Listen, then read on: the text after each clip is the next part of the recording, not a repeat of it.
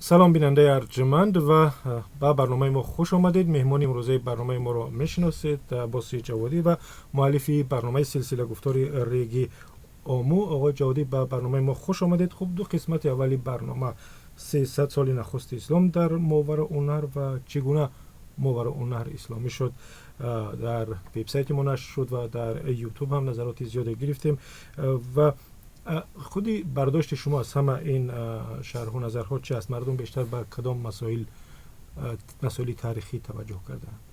اولا من شگفت زده شدم از استقبال حقیقتا گرم که دیدم شنونده ها بیننده ها کردن از این سلسله گفتار. تا حالا من انتظارشو نداشتم، چون که مسئله به خودی خود یک مسئله خستگی آور است.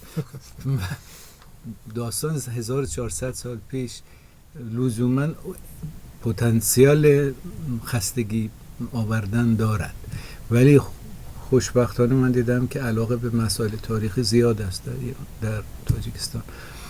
یک. دوم این که ظاهرا علاقه بیشتر به این است که مثلا در قبل از اسلام و از کنونی ماوراءالنهر، یعنی تاجیکستان و ازبکستان، یک بخشی از ترکمنستان چطور بود، دینشون چطور بود، حکومتشون، ما اینا رو بحث کردیم که دولت به اون معنا نبود، ولی دینشون هم اسلام طبیعتا نبود و بلکه اساسا و اکثرا یا زرتشتی بود یا بودایی بود اکثرا، و یا اینکه دین‌های دیگر مثل مسیحیت و غیره.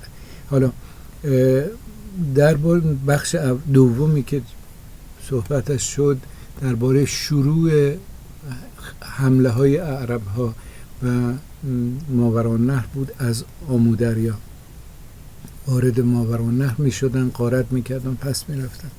متاسفانه مثل همه جا که هست همینطور است، در شبکه های ایرانی هم همینطور هست. متاسفانه وقتی بحث تاریخ می شود، همیشه کسایی که از تاریخ 1000 سال پیش برای امروز کشور خودشون، ملت خودشون، قوم خودشون، زبان خودشون، فرهنگ خودشون نتیجه گیری میخوان بکنن، همه کاسه و کوسه ها رو ما میگوییم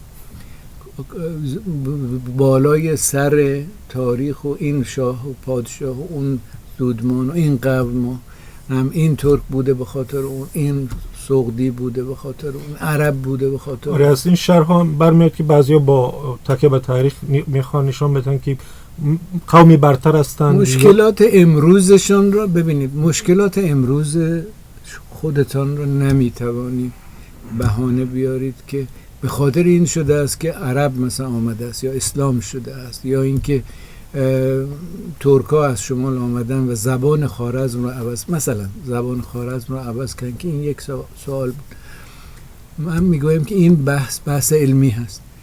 باید واقعا دید اگر در گذشته دین مردم سغد، سمرقند، بخارا، چاچ یعنی تاشکند، بلخ حتی بودایی بود یا زردشتی بود، اینو باید اعتراف کرد و گفت.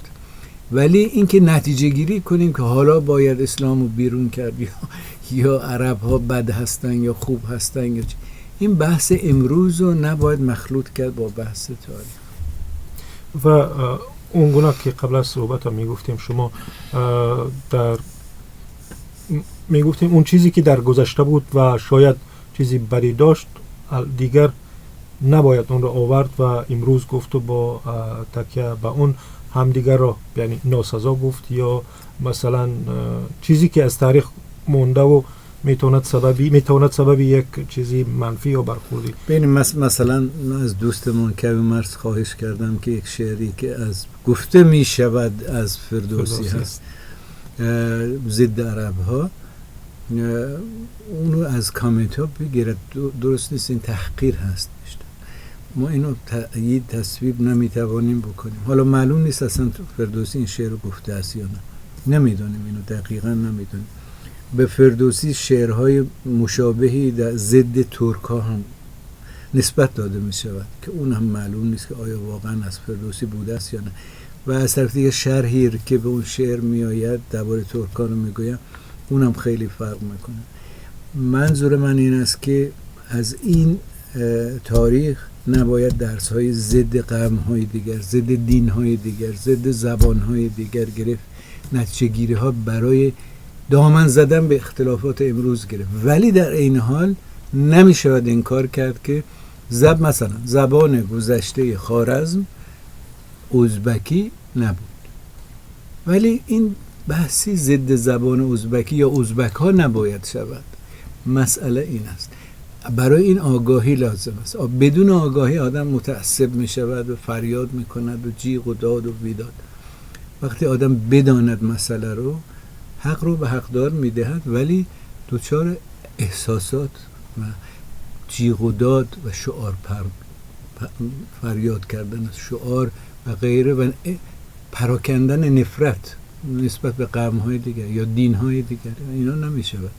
این شرطش این است که ما دانشمون رو بیشتر کنیم. و هدف از این برنامه هم طوری شما که گفتید طوری ساده و واضح نشان دادن تاریخی. امیدوارم که ساده و واضح باشد، چون که واقعا این مسئله خیلی پیچیده‌ای هست و اون سادگی نیست، ولی ما سعیمون میکنیم که با زبان ساده توضیح دهیم. خب آقای جوادی، صحبتی بعدی سلسله گفتار درباره تسخیر نهایی و کامل آسیا مرکزی از سوی عرب هاست و شامل شدن آن به خلافت عباسیان. این درست همزمان هست. ببینید، یعنی ما 50 سال از بعد از اسلام و حمله های عرب ها رو گفتیم. 50 سال دوم دور تحکیم اسلام است در ماوراءالنهر و اینکه در پایان این دوره، در پایان 100 سال به اصطلاح 50 سال دوم، اسلام دیگر تحکیم شده است. یعنی اکثریت مردم مسلمان شدن، حالا به زور یا چی میگوییم به زر و یا اینکه هر چی به هر دلیلی که خواهیم گفت. اینو از گفتن این نباید گفتیم، پرهیز کنیم، ولی زور هم بوده است. در ابتدا زور بوده است. حالا این سوال هم شده است در یکی از این کامنت هایی که آمده است، سوال شده به زور شده. درسته به زور شده، ولی در همه جا زور نبوده است. بعضی زورها هستن که غیر مستقیم هستن. یعنی شما شرایطی درست میکنید که مثلا یک کسی که دبیر یک جایی عامل، یعنی جمع آوری کننده مالیات انداز بود، اون باید کارشو میخواد بکنن، نونشو در بیار، بچه‌هاش غذاشون بیارن. اون قبلا چی بود؟ زردشتی بود. قبلا کارمند دستگاه نمیدونم پادشاه غورک سعود بود مثلا. حالا مجبور است که مسلمان شود تا کارشو حفظ کنن. بچه‌هاش مجبورن اسمشون هم از فلان افراسیاب تبدیل کنن به محمد یا ابوبکر یا هرچی، عثمان یا عمر یا علی، هرچی تبدیل کنن، دینشون هم عوض کنن. حالا دینو با دل آدم است، دین با دل مربوط است. دینو نمیشه در یک روز عوض کرد.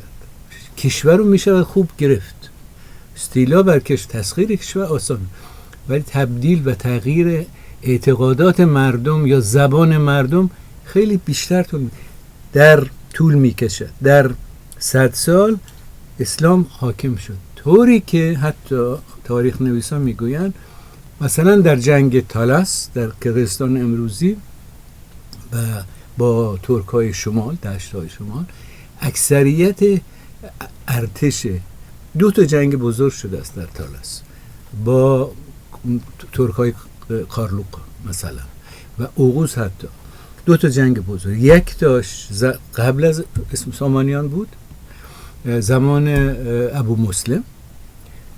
یک تاش هم زمان امیر اسماعیل سامانی بود. خود امیر اسماعیل در جنگ دوم در تالس نقش فرماندهی جنگ رو داشت.